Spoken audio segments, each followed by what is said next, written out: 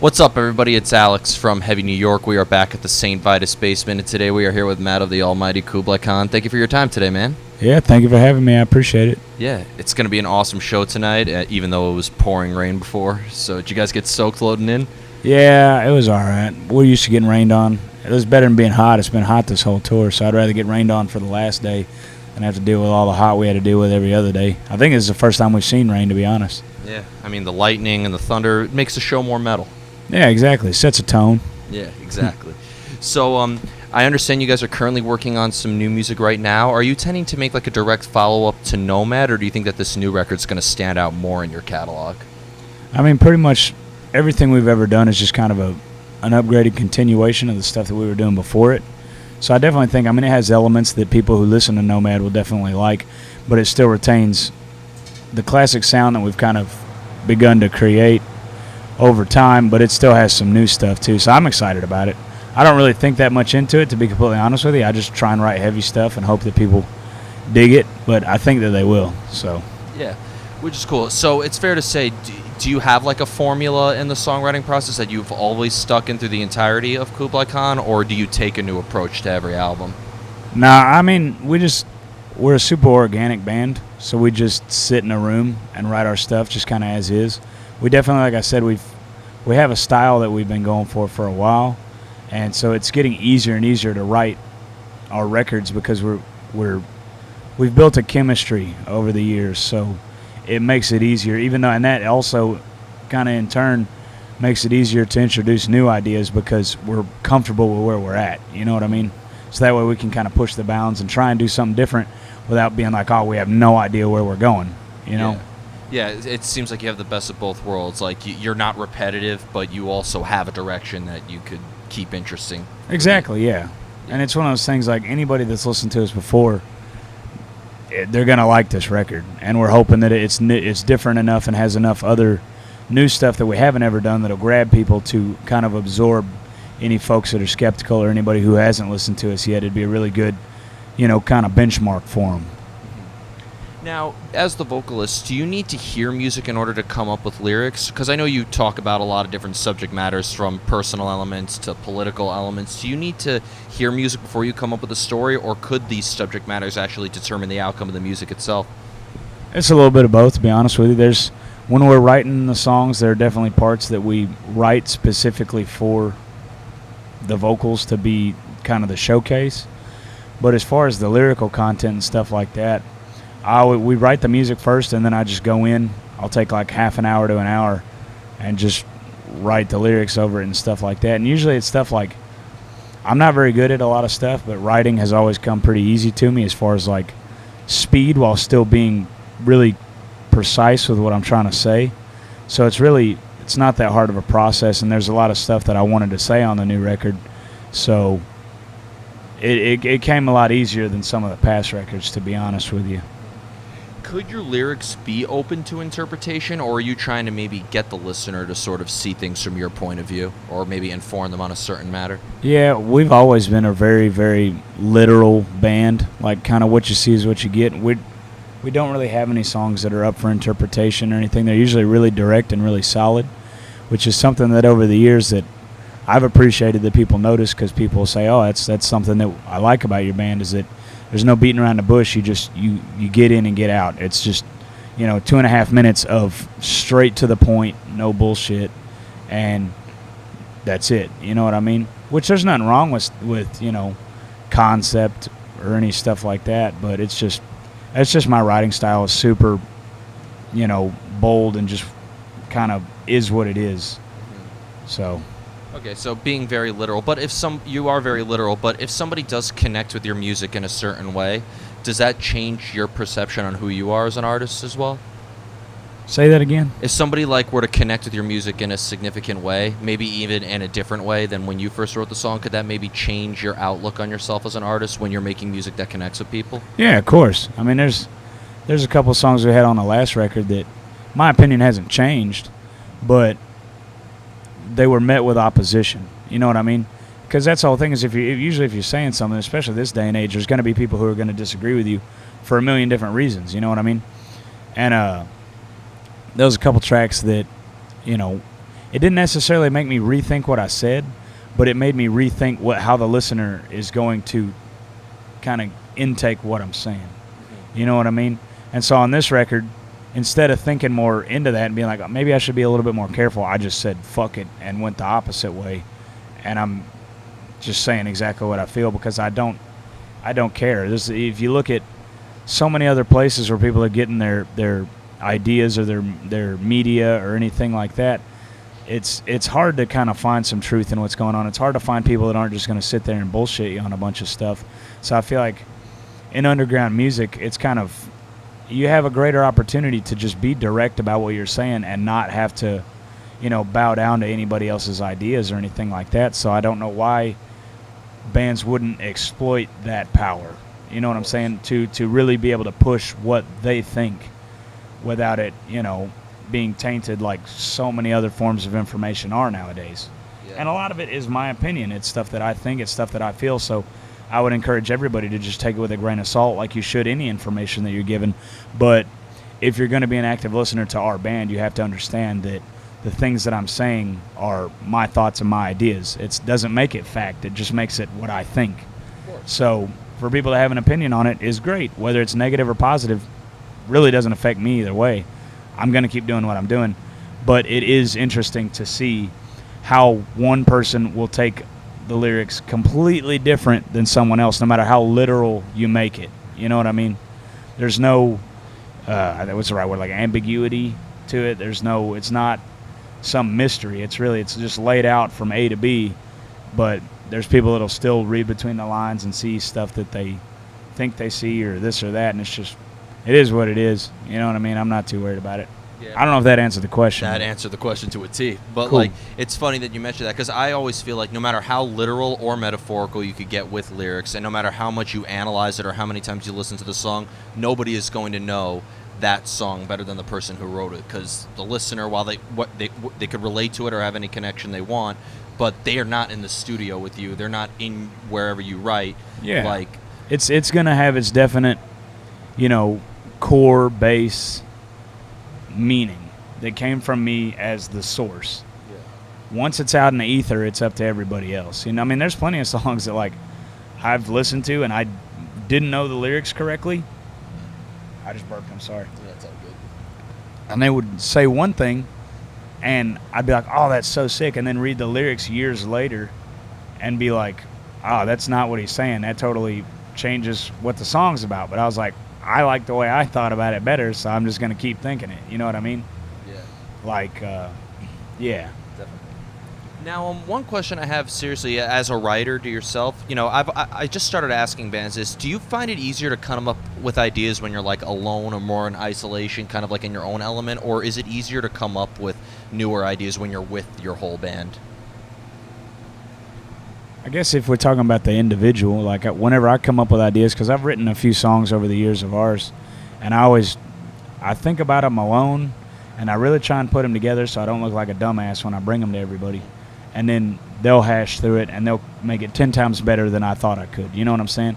But for the most part, with all of our ideas and all stuff like that, it's a really hard joint effort. Even when we go to the studio, we take an extra week in the studio just so we can sit in a room together for a week straight and sew everything up, because it helps. There's a lot of things that I would never think of, or that one of the other guys would never think of, that in the last few moments of the writing process and even in the studio recording it, random things will change at the last second that just make it 10 times better. You know what I mean? And there was a lot of that on our latest record because we had so much time to really kind of, dig through the music and sort it out how we wanted. So in the end, it makes for a better listening experience. Definitely. That's a really good way of putting it. When it comes to executing your material live on a stage, especially with the style that you play, when it comes to underground hardcore music, it's a completely different ball game seeing it live versus just listening to the music. For you, are you in a completely different state of mind when you're singing on stage versus in a vocal booth or in the studio or something like that? I don't know, to be honest with you. That's interesting. I never really thought about that before. It's one of those things, I guess it's just whenever we're playing the songs live, it's a whole different transfer of energy. You know what I mean? I guess in my head, one way I'm thinking about it is writing a book as opposed to reading a book to an audience. You know what I mean? Oh, that's a good analogy. It's more of I want to be a storyteller that gives you a performance live. But when I'm in the studio, that's, like I said, that's the source. So it's going to have a whole different set of emotions for me because I'm in a solitary environment, recording it, writing it, unknowing how anyone else is going to take it. And in a live atmosphere, it's completely different. There's other people, there's energy, there's just the whole atmosphere that can turn even the most boring song on its head. You know what I mean? Because you'd be surprised, man. There was so many people that with the last record, they'd be like, oh, blah, blah, blah was my favorite song on the record. And I'm sitting there like, dude, that's the worst fucking song on the record. Like, why do you like it? And it's like, that's just what that's opinion. And that's what's cool about it is as much as we want to be like, nope, this is what's sick, this is what's cool, there's going to be people that are going to dissect it all day long and pick what they want. And I'm thankful that it's stuff that we don't like because that just shows that we have a broad spectrum of art to choose from on our records, even though we have a very simple kind of style that we go by. Does that make sense? Definitely. And I have two more questions for you. I know that Kublai Khan has toured with a variety of different types of bands. Like right now you're touring with the Acacia Strain, like I guess for lack of better words you refer to them as deathcore or whatever, but like you've toured with like just recently I know you played a couple shows with I Am, which we'll get into in a second, but like you've toured with like bands like Every Time I Die or played festivals with them. Have you noticed, depending on like the tours you're on, like a different type of audience depending on who you're playing with? Oh yeah, dude. That's the thing is, we don't change what we're doing. We do the same shit every time. But I mean, we've toured with Senses Fail. We've toured with Miss May I.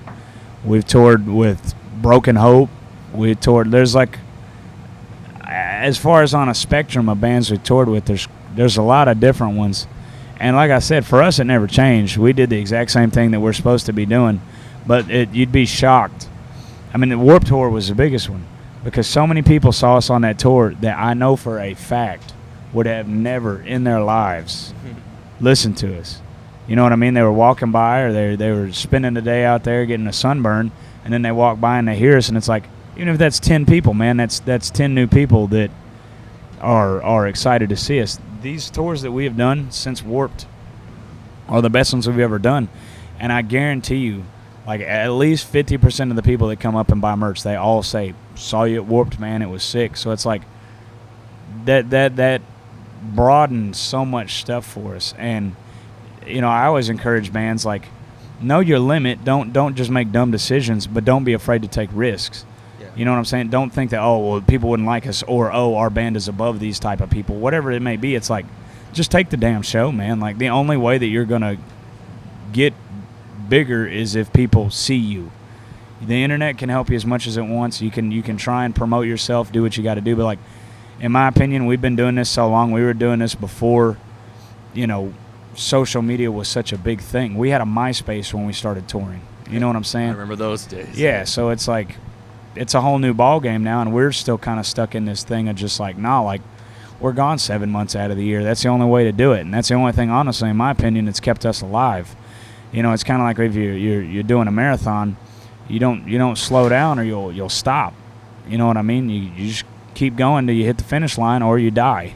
Yeah. One or the other. Which exactly.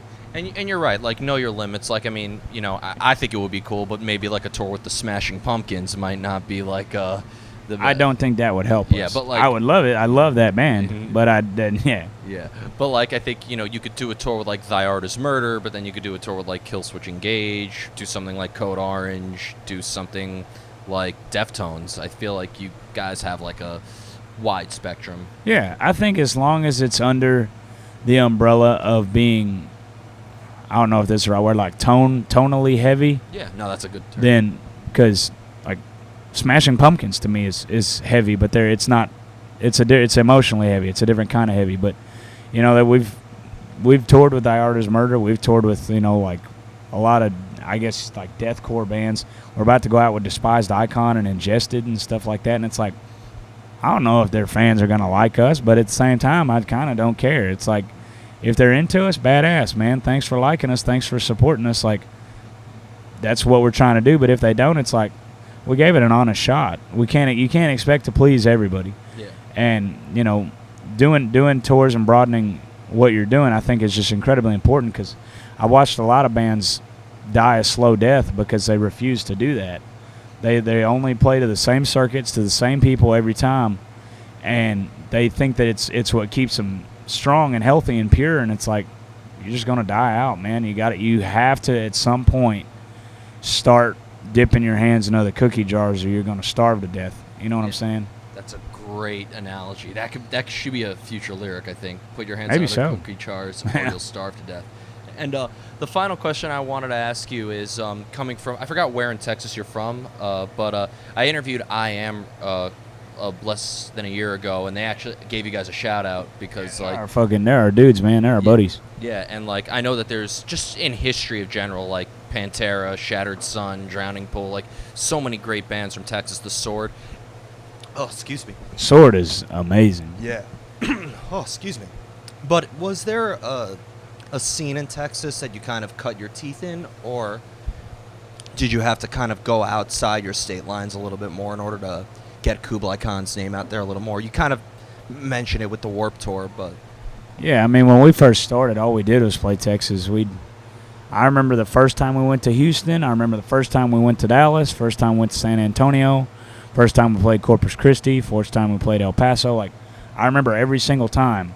And it's one of those things, like, being from Texas, we always, anywhere we played in Texas, we were received with a lot of love. And we started slowly branching out. We'd play Oklahoma, or we'd play Louisiana, or we'd go all the way up to Kansas or something. And it slowly started getting more and more where we could, instead of having 2 shows, we could book 5. And then from there, we got a booking agent, and we could, he said we could put us in St. Louis. Let's go to St. Louis. We've never been there. Oh, he can get us in Florida. Yeah, we've got a van. Let's do it, So really, it's been such a slow crawl, but it's been a very, I don't know how to explain it. It's been a very strong crawl. You know what I'm saying? yeah. Like, we've never had some skyrocket in popularity or anything like that.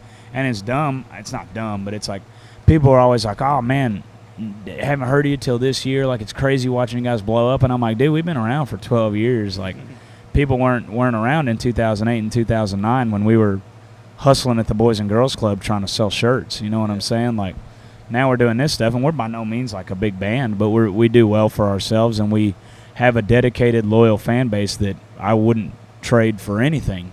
You know what I mean? It happened with Pantera. Like, they put out Cowboys from Hell, and like they called them an overnight sensation, but they were around for what, like 7 or 10 years before. Yeah, that? it takes a while, man. I mean, it's crazy. I think one of the same things is, I could be mistaken, but people are saying that about Lamb of God. Like, that it took them 10 years before they started getting like really noticed kind of shit. And it's one of those things, like, I wouldn't put it past them. There's Power Trip too.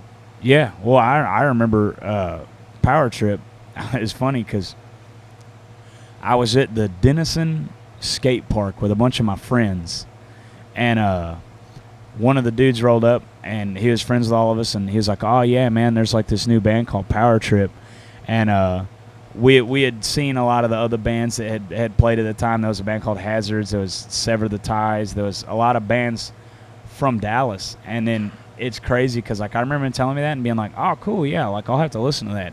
And now seeing them, it's like, they're the shit. It's fucking awesome. You know what I'm saying? And it's like, we've known those dudes for a while. Like, we're not, like, close to them or anything like that, but, like, we played shows with them, and, like, Riley's always crazy nice and stuff like that. And it's one of those things, like, watching that band in particular from Texas just accelerate is incredible. You know what I mean? I saw them open for Death Heaven, Anthrax, and Lamb of God. Like, Yeah. nobody really, like, I guess that was one of their first big national tours.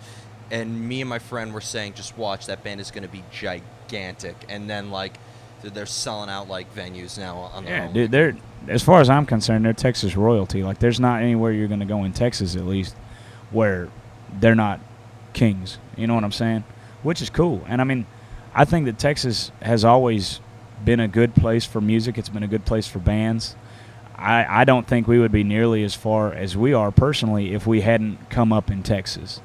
We kind of came up in middle of nowhere, Texas, but it was a good place to start. There was enough places to play that were different. There were enough people that were good, supportive people, and it's just a humongous place. So there was opportunity galore. And I mean, even just you could tour Texas for a week straight before you got to bust out to another state. Yeah. You know what I mean? And See yeah, that in every tour schedule, like when they announce the dates, like Austin, San Antonio, Houston, like yeah. You'll spend some time down there, man, and it's great because a lot of those cities, they're their own individual ecosystems. Like you'll go down there and it's like that's their city. You know what I mean? And it's cool, so you can actually play cities that aren't that far apart in reality, and get a whole different group of people, a very awesome. loyal, dedicated group of people. You know what I mean? That's awesome. So before we go, I'd like to thank you so much for your time today. Is there just anything else? I know you're hitting the road with Despised Icon in the fall. Is there just anything else? When could we be expecting the new Kublai Khan record? It'll be out in the fall. Far as I'm concerned, don't quote me on it, but I'm pretty sure we'll be putting it out on that tour.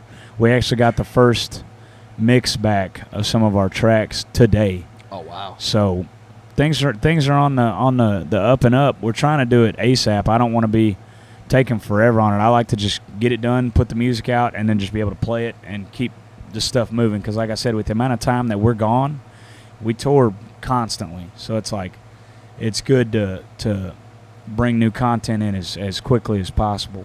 Don't be like Tool. No, I'm kidding. Just get on Spotify just now and stuff. There you go. All right. Well, thank you so much, man. Yeah, thank you. Appreciate it. Everybody, Matt of Kublai Khan. New music coming very soon. Be on the lookout and catch him on tour this fall with Despised Icon. This is Alex from Heavy New York, and we'll see you next time.